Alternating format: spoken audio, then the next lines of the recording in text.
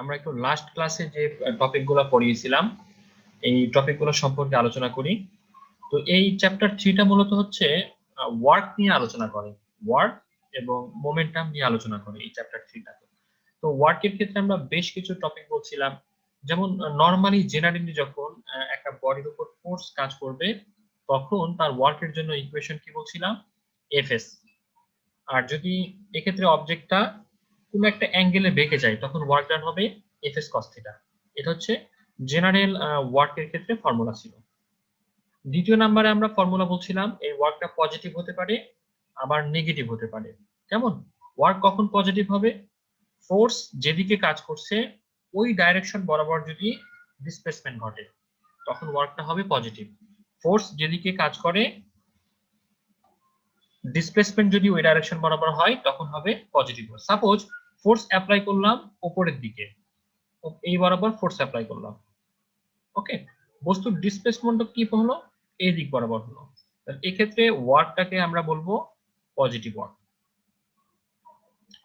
আবার দেখেন force apply করলাম নিচের দিকে, ডিসপ্লেসমেন্ট হলো উপরের দিকে, এক্ষেত্রে ওয়ার্কটা হবে নেগেটিভ ওয়ার্ক। এরকম আসলে কোনো উদাহরণ আছে ফোর্স অ্যাপ্লাই করে নিচের দিকে ওয়ার্ক হয় উপরের দিকে, দেখছেন কখনো এক্সাম্পল এরকম? স্যার স্প্রিং এ হয় স্যার এটা। স্প্রিং এ কিভাবে হয়? এটা একটা স্প্রিং, আপনি যদি ফোর্স নিচের দিকে অ্যাপ্লাই করেন তাহলে স্প্রিং কি ডিসপ্লেসমেন্ট সরি নিচের স্যার, দিকে সরে যায় না? রিঅ্যাকশন হবে উপরের দিকে আর কি। না, আমি এখানে ডিসপ্লেসমেন্টের কথা বলছি, নট রিঅ্যাকশন। আপনারা অনেক সময় কিছু ছাঁচ আছে ডিসপ্লেসমেন্ট। দেখবেন, ঠিক আছে, কিছু ছাঁচ, মনে করেন এরকম একটা ছাঁচ বানালাম, এটা মনে করেন পিস্টন,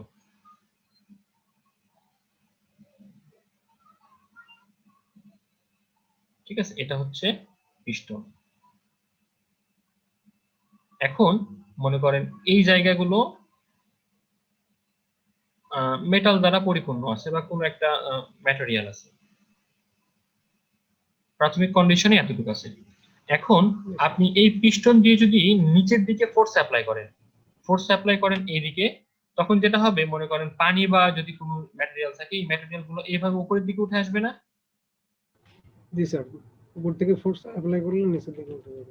নিচে যদি ফোর্স অ্যাপ্লাই করেন পানি কি হবে বা পারদ বা যে ম্যাটেরিয়াল থাকুক না কেন উপরে উঠে যাবে। তাহলে দেখেন আপনি ফোর্স অ্যাপ্লাই করছেন নিচের দিকে আর উঠছে কোন দিকে, উপরের দিকে, তাহলে এই ক্ষেত্রে ওয়ার্কটা হবে নেগেটিভ ওয়ার্ক। ওকে, আবার একটা জিনিস খেয়াল করেন, গ্র্যাভিটেশনাল ফোর্স, গ্র্যাভিটি কোন দিকে কাজ করে?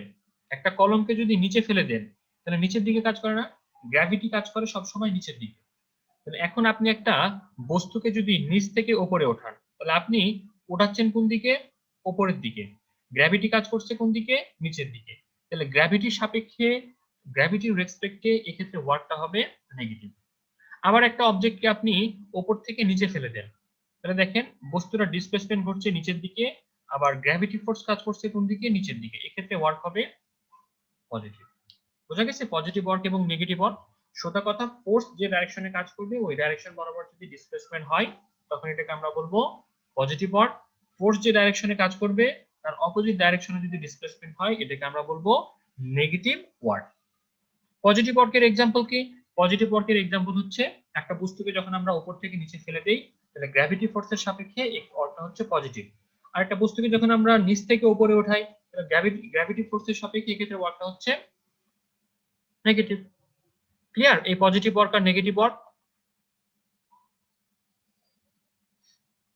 এগুলা আগের ক্লাসগুলোতে আপনাদের পড়ানো হয়েছিল। আচ্ছা, এখন আমরা যে বিষয়টা, আরেকটা বিষয় সম্পর্কে আলোচনা করছিলাম আপনাদের, সেটা হচ্ছে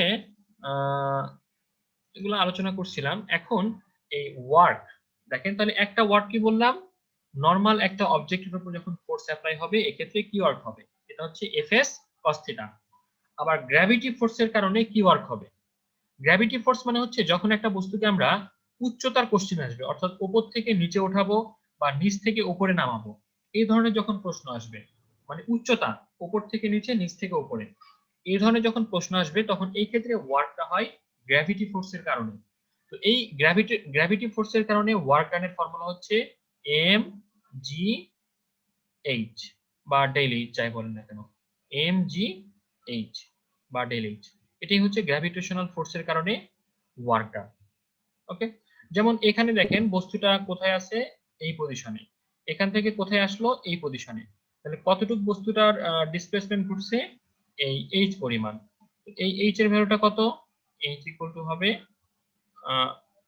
y2 মাইনাস y1। ঠিক আছে, তাহলে এক্ষেত্রে ওয়ার্ক ডান কি হবে, mgh, বা h এর পরিবর্তে আমরা ডেল y লিখতে পারি। এখন তাহলে আমরা অলরেডি দুইটা শিখে গেলাম। এবার 3 নাম্বার হচ্ছে স্প্রিং এর ক্ষেত্রে ওয়ার্ক ডান। স্প্রিং এর ক্ষেত্রে ওয়ার্ক ডানের ফর্মুলাটা কি পড়িয়েছিলাম? স্প্রিং এর ক্ষেত্রে ওয়ার্ক ডানের ফর্মুলা ছিল, স্প্রিং এর ক্ষেত্রে ওয়ার্ক ডানের ফর্মুলা হচ্ছে এটা, যে মাইনাস হাফ কে ডেল এক্স স্কোয়ার। স্প্রিং এর ক্ষেত্রে ওয়ার্ক ডান মাইনাস হাফ কে এক্স স্কোয়ার, এটা হচ্ছে স্প্রিং এর ক্ষেত্রে ওয়ার্ক ডান। এখন গ্র্যাভিটেশনাল ফোর্সের ক্ষেত্রে ওয়ার্ক ডানের ফর্মুলাটা কি? গ্র্যাভিটেশনাল ফোর্স মানে হচ্ছে ওই যে আমরা নিউটনের একটা ফর্মুলায় পড়ে আসছি না, এই মহাবিশ্বের প্রত্যেকটা বস্তু পরস্পরকে আকর্ষণ করে, এই আকর্ষণ বলের মান, এই আকর্ষণ বলটাই হচ্ছে কি গ্র্যাভিটেশনাল ফোর্স। তো গ্র্যাভিটেশনাল ফোর্সের ক্ষেত্রে ইকুয়েশনটা হচ্ছে কি F equal to gmm by r square, এটা হচ্ছে গ্র্যাভিটেশনাল ফোর্স। আর এই গ্র্যাভিটেশনাল ফোর্স কি পরিমাণ ওয়ার্ক ডান করবে, এগুলা কিন্তু প্রিভিয়াস ভিডিওতে আছে, আপনারা ঠিক আছে চাইলে ভিডিওটা দেখে নিতে পারেন। তাহলে গ্র্যাভিটেশনাল ফোর্সের ক্ষেত্রে ওয়ার্ক ডানের ফর্মুলাটা কি, এই যে এটা মাইনাস gmm বাই r, এটা হচ্ছে গ্র্যাভিটেশনাল ফোর্সের ক্ষেত্রে ওয়ার্ক ডান। যেহেতু এখানে দুইটা ডিফারেন্স 1 থেকে 2, এই কারণে আমরা এখানে মাইনাস লিখছি। তো মূলত একটা বলতে পারি যে এটাই হচ্ছে গ্র্যাভিটেশনাল ফোর্স এর ওয়ার্ক ডানের ফর্মুলা। Okay, gmm by r। আবার আমরা গ্র্যাভিটি g ইকুয়াল টু কি ইকুয়েশন পড়ে আসছি, gravity g gm by r square, এটা হচ্ছে গ্র্যাভিটি g ইকুয়াল টু। তাহলে এখন gm এর পরিবর্তে আমরা কি লিখতে পারি, g r স্কয়ার লিখতে পারি। তো অনেক সময় কোশ্চেনে এই কথাটা লেখা থাকে যে gm এর পরিবর্তে, তাহলে আমরা এখানে এই যে এখানে আপনারা যে দেখছেন gm আছে, এই gm এর পরিবর্তে আমরা এই g r স্কয়ারটা বসাতে পারি। এখানে আরো কিছু বিষয় আছে, সেটা হচ্ছে ওয়ার্ক এন্ড এনার্জি প্রিন্সিপাল পড়ানো হয়েছিল। ওয়ার্ক এনার্জি প্রিন্সিপালটা কি ছিল, যে ওয়ার্ক এনার্জি প্রিন্সিপাল হচ্ছে একটা অবজেক্ট এখানে A1 পজিশনে আছে, কিছুক্ষণ পর অবজেক্টটা A2 পজিশনে আসলো, তাহলে এক্ষেত্রে তার যে ওয়ার্ক হবে, এই ওয়ার্কটা হচ্ছে তাদের কাইনেটিক এনার্জির ডিফারেন্সের ইকুয়াল। ঠিক আছে, তাহলে work equal to difference of kinetic energy. অর্থাৎ এখানে 1 নাম্বার ধরে নিলাম, 1 নাম্বার পজিশন থেকে 2 নাম্বার পজিশনে অবজেক্টটা গেল, তাহলে এক্ষেত্রে তার ওয়ার্ক ডান কি হবে, T2 পজিশনে যে কাইনেটিক এনার্জি মাইনাস T1 পজিশনে যে কাইনেটিক এনার্জি, এটার ইকুয়াল হবে। এখন কাইনেটিক এনার্জিকে আমরা কি দিয়ে প্রকাশ করে থাকি, কাইনেটিক এনার্জিকে কি দিয়ে প্রকাশ করে থাকি, হাফ m v স্কয়ার, তাই না, গতিশক্তি, এটা গতিশক্তির ইকুয়েশন না?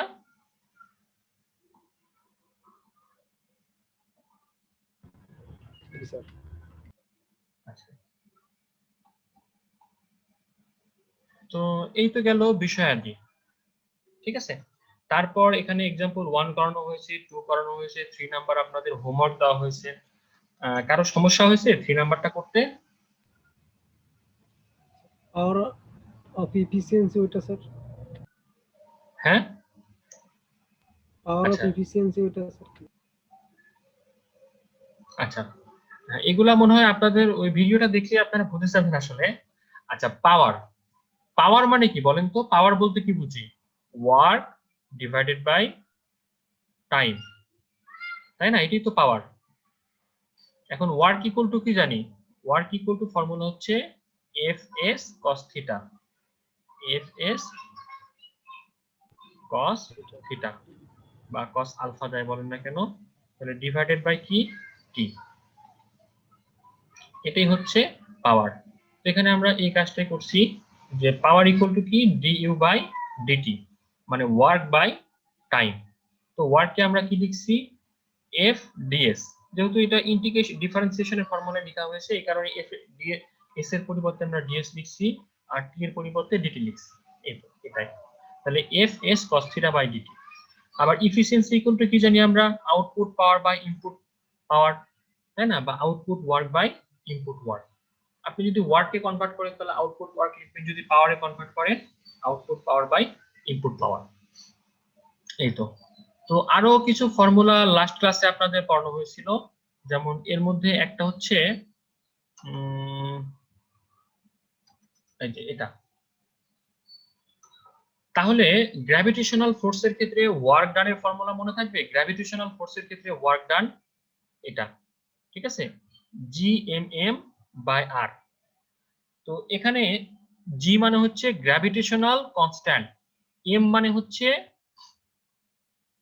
মাস অফ দা আর্থ, আর এই এম মানে হচ্ছে মাস অফ দা অবজেক্ট, আর মানে হচ্ছে পৃথিবীর সেন্টার থেকে ওই বস্তুর দূরত্ব। যেমন আমি একটু ক্লিয়ার করে বলি, মনে করেন এটা একটা পৃথিবী ড্র করলাম, এটা একটা পৃথিবী, ঠিক আছে, যদিও ডিমের মতো হয়ে গেল। এখন এইখানে একটা স্যাটেলাইট আছে, ঠিক আছে, এর নাম হচ্ছে পার্সিভারেন্স। নাম শুনছেন আপনারা পার্সিভারেন্সের?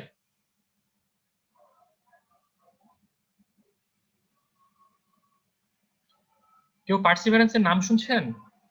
আচ্ছা, কেউ শুনুনি? এটা কি কক্ষ নিয়ন্ত্রণ স্যার? এটা হচ্ছে আগের ক্লাসের সবাই বলতে পারছে, ঠিক আছে, 7A তে সবাই পারছে, 7B তে কেউ পারলেন না আপনারা। পার্সিভারেন্স হচ্ছে সাম্প্রতিক সময়ে ইউএসএ মঙ্গল গ্রহের উদ্দেশ্যে যে স্যাটেলাইট পাঠায়, রোবট পাঠায়, ঠিক আছে, এটাই হচ্ছে পার্সিভারেন্স। তো আমরা ধরে নিলাম এটা একটা স্যাটেলাইট আর এটা হচ্ছে পৃথিবী। তো এই স্যাটেলাইটটা এখান থেকে দূরত্ব হচ্ছে মনে করেন 200 কিলোমিটার। ভূপৃষ্ঠ থেকে স্যাটেলাইটের দূরত্ব কত? 200 কিলোমিটার। তো এই আর মানে হচ্ছে কি পৃথিবীর কেন্দ্র থেকে দূরত্ব, পৃথিবীর কেন্দ্র থেকে দূরত্ব, এই যে এইখান থেকে এই দূরত্বটা হচ্ছে আর। তাহলে এখন তাহলে আর মানে আমরা কি বলবো? এই আর মানে হচ্ছে রেডিয়াস অফ দা প্লাস 200, ঠিক আছে। বড় আর মানে হচ্ছে রেডিয়াস অফ দা আর্থ। তো পৃথিবীর ব্যাসার্ধ কত? 6400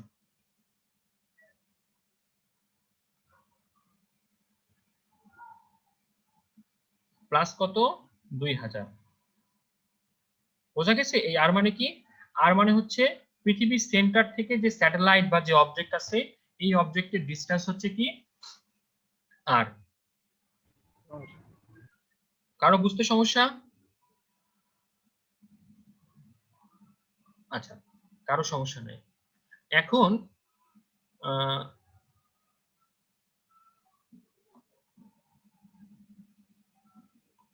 আরেকটা ল পড়িয়েছিলাম প্রিভিয়াস ক্লাসে, সেটা হচ্ছে কি কনজারভেশন অফ এনার্জি, মানে শক্তির সংরক্ষণশীল বা শক্তির যে সংরক্ষণশীল নীতি আছে এটা। তো আমরা এটা মেকানিক্যালের ক্ষেত্রে যদি কনভার্ট করি তাহলে কি পাই? সাপোজ মনে করেন এটা একটা অবজেক্ট, একটা বৃত্তাকার পথে ঘুরছে বা যে কোনো পথে ঘুরছে, তাহলে এর প্রত্যেকটা পয়েন্ট, এই পয়েন্ট, এই পয়েন্ট, এই পয়েন্ট, প্রত্যেকটা পয়েন্টে তার কাইনেটিক এনার্জি এবং পটেনশিয়াল এনার্জি কি হবে? ইকুয়াল হবে। একটা অবজেক্ট যখন বৃত্তাকার পথে বা যে কোনো পথে ঘুরতে থাকবে বা চলতে থাকবে, তখন তার প্রত্যেকটা পয়েন্টে কি হবে? কাইনেটিক এনার্জি এবং পটেনশিয়াল এনার্জি কি হবে? ইকুয়াল হবে। মনে থাকবে? সাপোজ একটা অবজেক্ট উপর থেকে নিচে পড়ছে, আমরা ভাগ করলাম, সাপোজ 3টা ভাগে ভাগ করলাম, 1 2 3। তাহলে এই 1 2 3 প্রত্যেকটা পয়েন্টে তার কি 1 নাম্বার পয়েন্টে potential energy plus kinetic energy যেটা হবে, 2 নাম্বার পয়েন্টেও সেম পরিমাণ potential energy plus kinetic energy হবে, 3 নাম্বার পয়েন্টেও potential energy plus kinetic energy equal হবে। এটাই হচ্ছে কনজারভেশন অফ এনার্জি। এখন আমরা যেই জিনিসটা পড়বো আজকের টপিক, এই পর্যন্ত হচ্ছে আপনাদের আগের টপিক পড়ালাম, ঠিক আছে, 23 মিনিট আগের ক্লাসে আপনাদের আলোচনা করলাম। তো আজকে আমরা যে ম্যাথটা করব সেটা হচ্ছে এক্সাম্পল 4। এক্সাম্পল 4 এ মূলত এই টপিকটা নিয়ে আলোচনা করছে যে motion under the conservative centre force. তো একটু বলি, মোমেন্টাম আপনারা অলরেডি পড়ে আসছেন, তাই না? মোমেন্টাম মানে কি? মোমেন্টাম মানে হচ্ছে m ইনটু v, অর্থাৎ মাস ইনটু ভেলোসিটিকে আমরা কি বলে থাকি? মোমেন্টাম বলে থাকি। এখন কোন একটা বস্তু যদি সার্কুলার পথে ঘুরতে থাকে, সার্কুলার পথে কি করতে থাকে? ঘুরতে থাকে, অর্থাৎ কোন একটা পয়েন্টকে কেন্দ্র করে যদি ঘুরতে থাকে, তখন তার যে মোমেন্টাম হয়, এই মোমেন্টামকে আমরা বলে থাকি অ্যাঙ্গুলার মোমেন্টাম। তো অ্যাঙ্গুলার মোমেন্টামের ক্ষেত্রে ফর্মুলাটা হচ্ছে জাস্ট এটা, যে R M V sine theta, এটা ঠিক আছে। আর মানে হচ্ছে বস্তুটা যে যাকে কেন্দ্র করে ঘুরছে, ওই কেন্দ্র থেকে ওই বস্তুর যে দূরত্ব, ডিস্টেন্স, এটাই হচ্ছে কি আর। ক্লিয়ার? স্যার শুধু দূরত্ব হবে নাকি লম্ব দূরত্ব?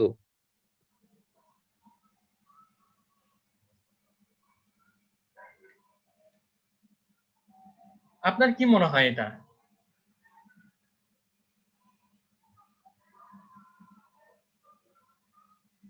আপনার কি মনে হয়, দূরত্ব না লম্ব দূরত্ব?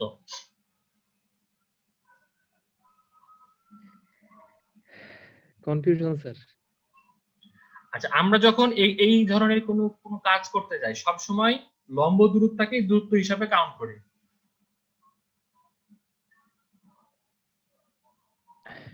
জি স্যার। ক্লিয়ার? জি স্যার। সব সময় লম্ব দূরত্বটাকে কি দূরত্ব হিসাবে কাউন্ট করি।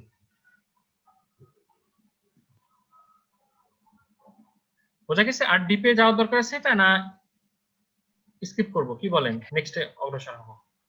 না স্যার, ঠিক আছে স্যার, বুঝতে পারছি। আচ্ছা, তাহলে যেটা বললাম কি হবে, R M V sine theta. Sine theta মানে হচ্ছে এই যে যে অ্যাঙ্গেলটা ক্রিয়েট করবে, এই অ্যাঙ্গেলটা হচ্ছে সাইন থিটা। এখন এই অ্যাঙ্গেলটা আসলে কিভাবে ক্রিয়েট করবে একটু দেখেন। সেটা হচ্ছে একটা বস্তু, একটু নিচে নামি, আমি এটা একটু মুছে দেই।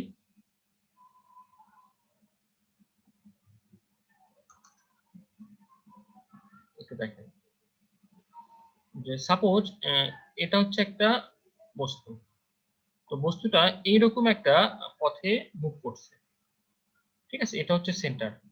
তো যখন বস্তুটা এই পজিশনে আসবে, তো এই যে এই দূরত্বটা হচ্ছে ধরে নিলাম আর সেন্টার থেকে।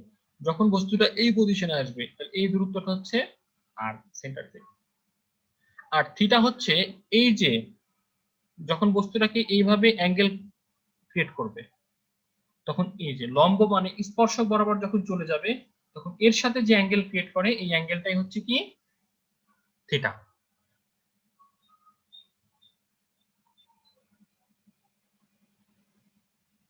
তো এখন তাহলে আমরা কিছুক্ষণ আগে একটা ফর্মুলা বললাম যে conservation of energy. Conservation of energy ফর্মুলাটা কি ছিল? প্রত্যেকটা পয়েন্টে kinetic energy plus potential energy কি হবে? ইকুয়াল হবে। তাহলে এই জিনিসটার ক্ষেত্রে একটু চিন্তা করেন। মনে করেন পি হচ্ছে একটা অবজেক্ট, যেটা ও পয়েন্টকে কেন্দ্র করে একটা সার্কুলার বা একটা মুভমেন্ট করছে।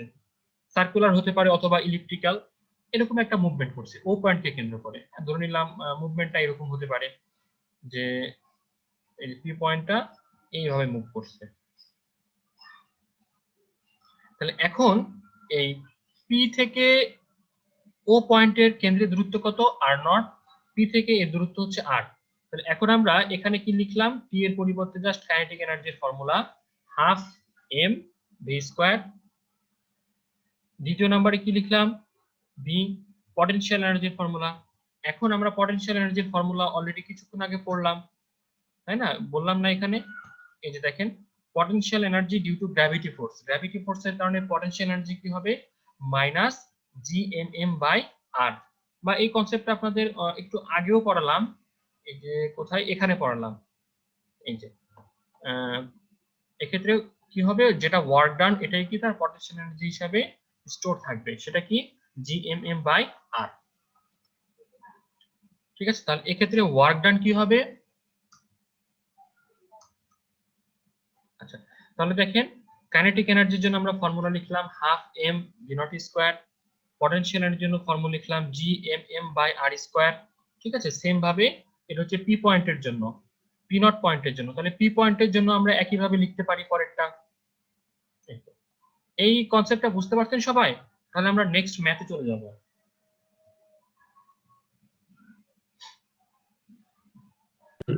স্যার এটা আরেকবার স্যার। আচ্ছা,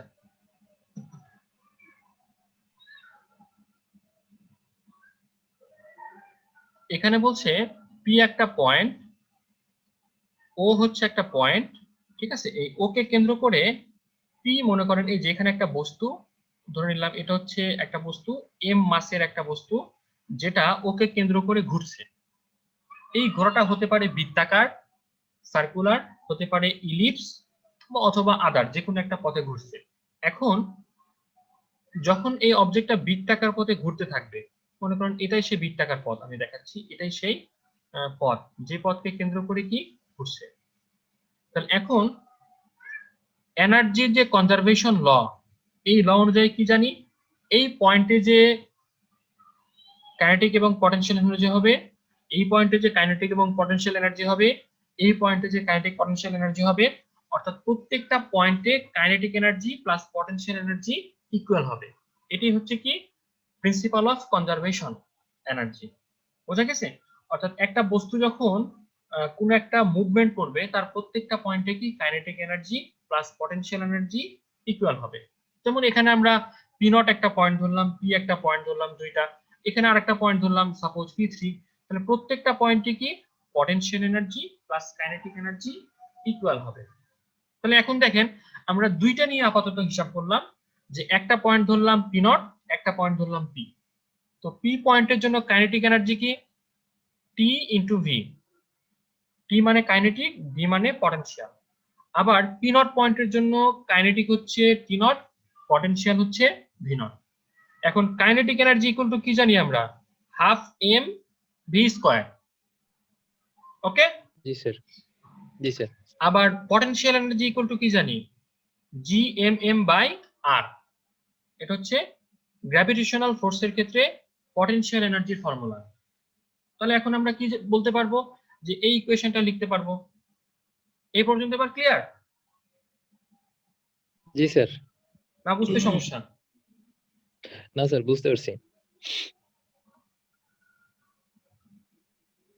আচ্ছা, তো এইটা যদি বুঝে থাকেন তাহলে এক্সাম্পল 4টাও খুব সাবলীল ভাবে বুঝে যাবেন।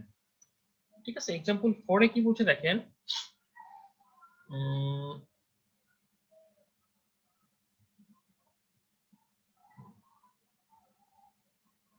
আচ্ছা বলছে এ স্যাটেলাইট ডিসক্রাইব অ্যান ইলিপ্টিক অরবিট। আচ্ছা, ইলিপস, ইলিপস কোনটা? ইলিপসের বাংলা হচ্ছে উপবৃত্ত। ওকে, মনে রাখবেন, উপবৃত্ত মানে এই ধরনের শেপকে আমরা বলে থাকি উপবৃত্ত। যখন একটা অবজেক্টের এই ধরনের শেপ হবে, এই শেপটাকে আমরা কি বলে থাকি, উপবৃত্ত।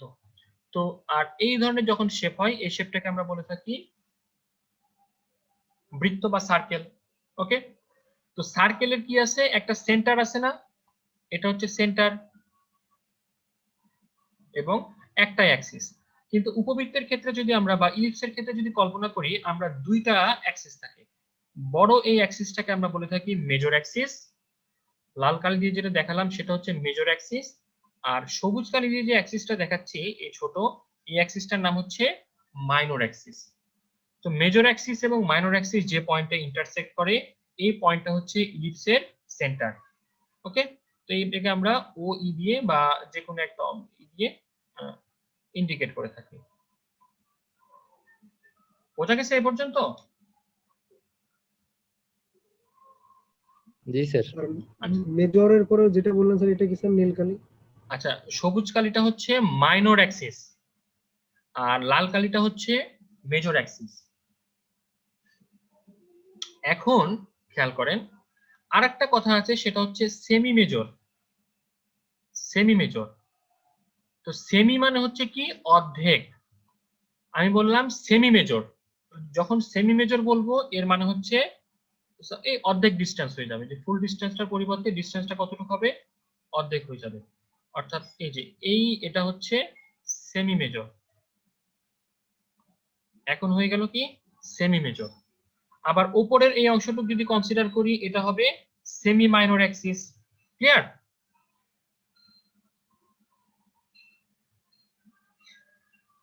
এখন 4 নাম্বার কোশ্চেনটা দেখেন।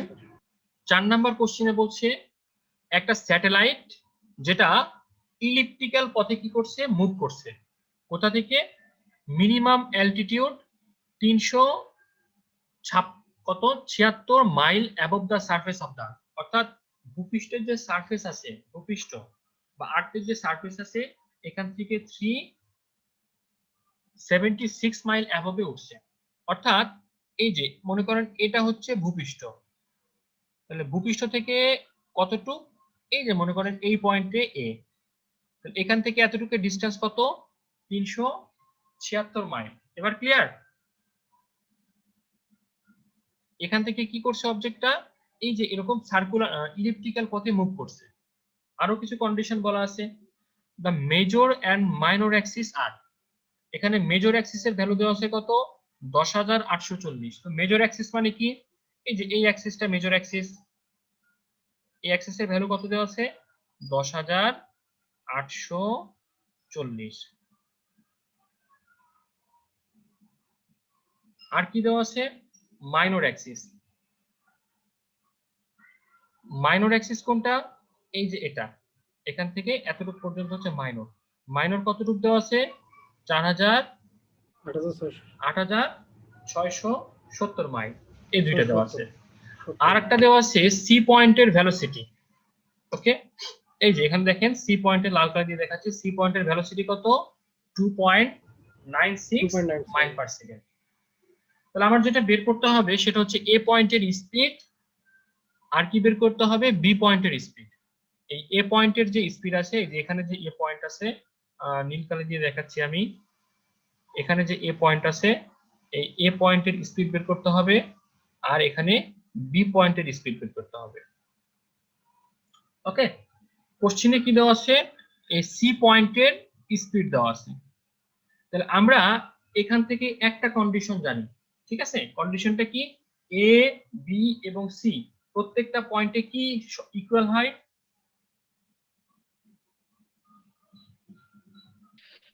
প্রত্যেকটা পয়েন্টে এই আপনার হচ্ছে কাইনেটিক এনার্জি আর হচ্ছে প্রত্যেকটা পয়েন্টে kinetic energy plus potential energy কি হবে? পটেনশিয়াল এনার্জি সমান ইকুয়াল হবে, হবে। ইকুয়াল হবে। ওকে, তো এখন সাপোজ যেহেতু সি পয়েন্টের ভেলোসিটি দেওয়া আছে, তাহলে আমরা সি পয়েন্টে কাইনেটিক এনার্জি আর পটেনশিয়াল এনার্জিটা বের করতে পারবো?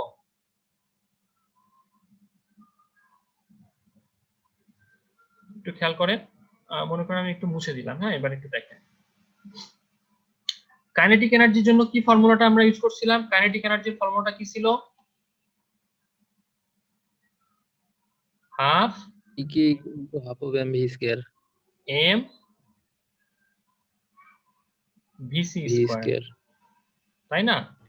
Minus G R square,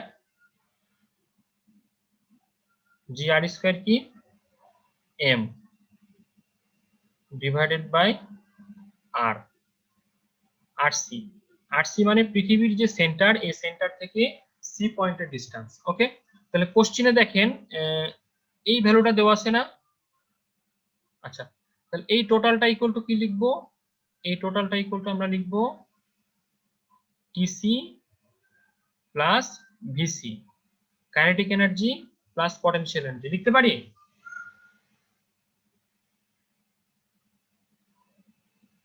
C পয়েন্টের টোটাল এনার্জি এটা লেখা যায়?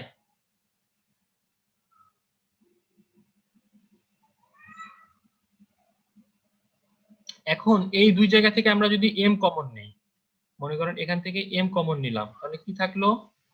এম কমন নিলে থাকলো VC square by 2 minus G R square ভাগ আর সি। ঠিক আছে, ব্র্যাকেটে এই টোটাল টিসি প্লাস ভিসি। ঠিক আছে, এবার এমটাকে ওই পাশে পাঠিয়ে দিলাম পরবর্তী লাইনে, এখান থেকে এমটা মুছে দিলাম। এই লাইনটা ক্লিয়ার? তাহলে এখন আমার ভিসি এর মান জানি, কার মান বের করতে হবে? আরসি এর মান বের করতে হবে, আরসি এর মান। তো আরসি এর মানটা কিভাবে বের করবে একটু খেয়াল করেন। দেখেন এইখান থেকে এই দূরত্বটা আমরা জানি, ঠিক আছে? কত? এই দেওয়া আছে 86-70। আরসি মানে হচ্ছে কি, এই যে পৃথিবীর সেন্টার থেকে এই দূরত্বটা হচ্ছে আরসি, তাই না? এই আরসি ভ্যালুটা আমার বের করতে হবে। তাহলে এখন আর এই টোটাল দূরত্বটা কত দেওয়া আছে? এই টোটাল দূরত্ব হচ্ছে 10,840। আবার এইখান থেকে এই দূরত্বটা কতটুকু? এই দূরত্বটা কতটুকু? তাহলে দেখেন এই দূরত্বটা হচ্ছে পৃথিবীর ব্যাসার্ধ প্লাস এই যে এটা, তাই না? আর এ কত? আর এ কত? আর এ মানে হচ্ছে পৃথিবীর ব্যাসার্ধ আর প্লাস কত? 376। ঠিক আছে, এখন পৃথিবীর ব্যাসার্ধ কত? 3900 কত দেওয়া আছে?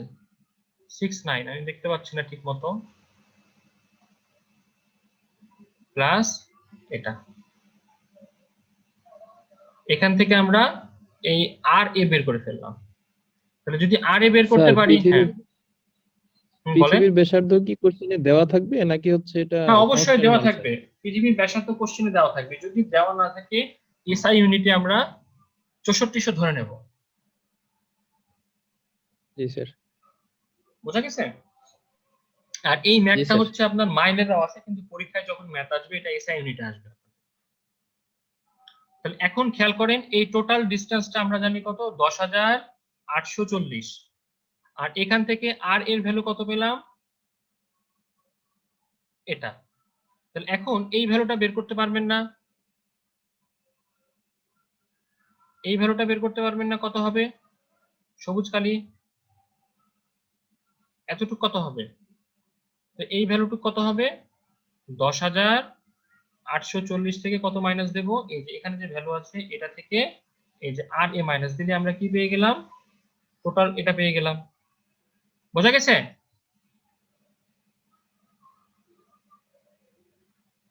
নগর দিয়ে যাচ্ছেন, বাচ্চাদের ক্যালকুলেশন এগুলো। তো এখান থেকে আমরা এই ভ্যালুটা পেয়ে গেলাম। তাহলে এখন এখান থেকে আরসি এর ভ্যালুটা পেয়ে গেলাম, আর ভিসি এর ভ্যালু তো এখান থেকে পেয়ে গেছি 2.79। ওকে, তাহলে 2.79 বসাবো।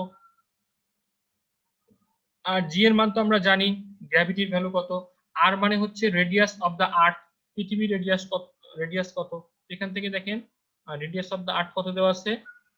হ্যাঁ এই যে 2960 দেওয়া আছে। ঠিক আছে, এখানে যদি আমি 19 লিখছি আর কি, 39 69, এখানে 60 হবে আসলে। তো এখন এখানে বসালে কি পেয়ে যাবেন? এই যে এই ভ্যালুটা পেয়ে যাবেন আপনারা।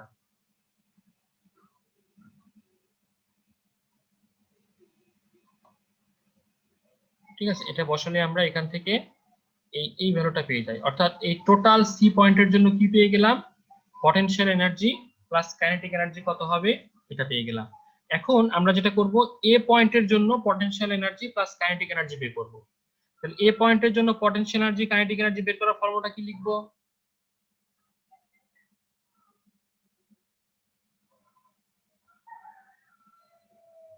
আচ্ছা এবার একটু সলিউশনে চলে যাই আমরা।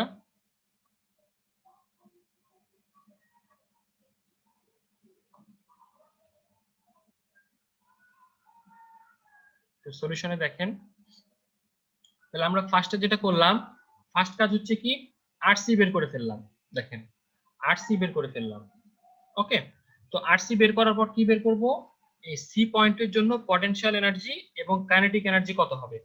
সি পয়েন্টের জন্য পটেনশিয়াল এনার্জি এবং কাইনেটিক এনার্জি কত হবে? তো এই যে সি পয়েন্টের জন্য potential energy plus kinetic energy আমরা এখান থেকে বের করে ফেললাম, এবং এখান থেকে বের করে দেখলাম সি পয়েন্টের পটেনশিয়াল এনার্জি এবং কাইনেটিক এনার্জি হচ্ছে ভ্যালু এটা। তো এখন আমরা কার জন্য বের করব? এখন আমরা জানি এই পটেনশিয়াল এনার্জি এবং কাইনেটিক এনার্জি প্রত্যেকটা পয়েন্টে কি হবে? ইকুয়াল হবে। অর্থাৎ এ পয়েন্টে যত হবে সি পয়েন্টে তত হবে, বি পয়েন্টেও তত হবে। তাহলে এখন এই পটেনশিয়াল এনার্জিটা কার জন্য বের করলাম? সি। তাহলে এটা কার জন্য আবার এখন বের করব? এ এর জন্য বের করব।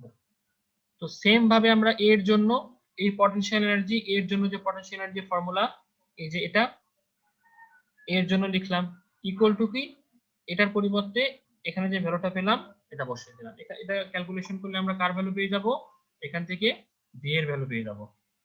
ওকে, যে এখান থেকে বি এর ভ্যালু পেয়ে গেলাম। তো সেম ভাবে বি পয়েন্টের জন্য আমরা বের করব, একই প্রসেস। তো বি পয়েন্টের জন্য একটু দেখেন, আমি একটু বলি বি পয়েন্টের জন্য ডিসটেন্সটা কতটুকু হবে, একটু যদি ফিগার থেকে ক্লিয়ার করি আপনাদের। দেখেন বি পয়েন্টের ডিসটেন্স কতটুকু হবে, কেউ একটু বলেন তো। বি পয়েন্টের ডিসটেন্স এখান থেকে এই পর্যন্ত না, আর বি? জি স্যার। আচ্ছা, তো এখন এতটুক মানে কতটুক, এখন আমরা এখান থেকে টোটাল ডিসটেন্সটা কত জানি, এই যে এখান থেকে এই ডিসটেন্সটা হচ্ছে 2 ইনটু এটা 2 ইনটু 10 840 পেয়ে গেলাম।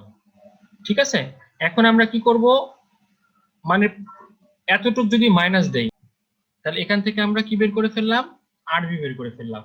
তাহলে এবার বি পয়েন্টের জন্য কি জানি আমরা, প্রত্যেকটা পয়েন্টে potential energy plus kinetic energy equal হয়। তাহলে এখন বি পয়েন্টের জন্য লিখব, তাহলে বি পয়েন্টের জন্য কি লিখব, half M VB square minus, আচ্ছা এখানে লিখি minus G R square M by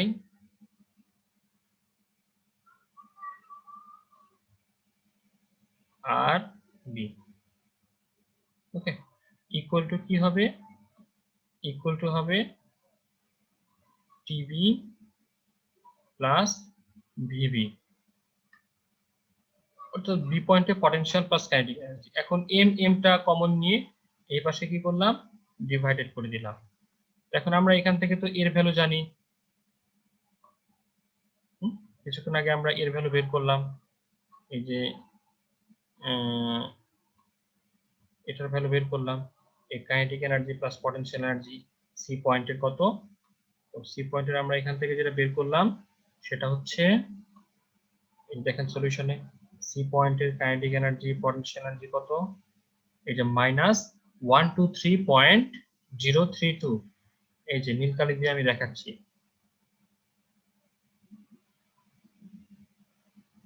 এই যেটা। এখন আমরা জাস্ট এখানে এই ভ্যালুটা বসাবো, এখানে তো এর ভ্যালুটা আমরা জানি, তাহলে এখান থেকে আমরা এখান থেকে বি স্কয়ার ভ্যালু পেয়ে যাবো। এখানে জাস্ট এই কাজটাই করা হয়েছে, আর কিছুই না। ঠিক আছে, একটু সলিউশনটা দেখেন, বুঝে যাবে।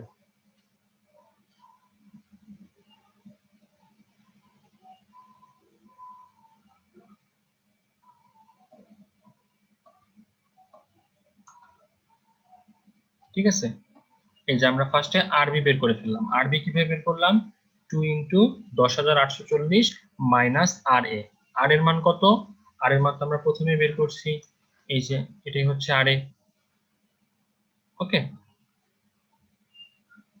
কত, পৃথিবীর যে রেডিয়াস এটার সাথে স্যাটেলাইট যে ডিসটেন্স। তো 5 নাম্বারটা আপাতত আপনারা দেখতে পারেন চাইলে একই নিয়মে।